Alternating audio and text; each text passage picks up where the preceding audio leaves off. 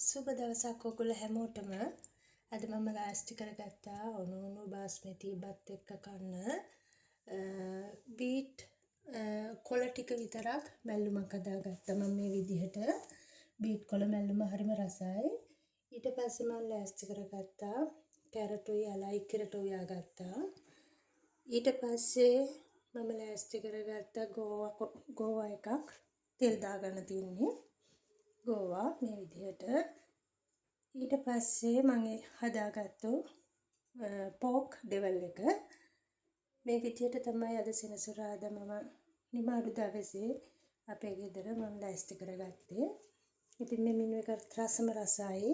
ගෝවා තෙල් දාලා මේ විදිහට අලයි කැරටුයි කිරට උයපුවාමත් හරි රසයි. බීට් කොළ මැල්ලුම විශේෂයෙන් ඔයගොල්ලෝ හදලා බලන්න කොහොමද කියලා.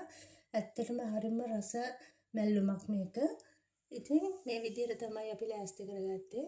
ඔයාලා හැමෝටම ආයෙමත් දවසක මම රසවත් මෙනු එකක් අරගෙන එනකම් සුබ දවසක් හැමෝටම.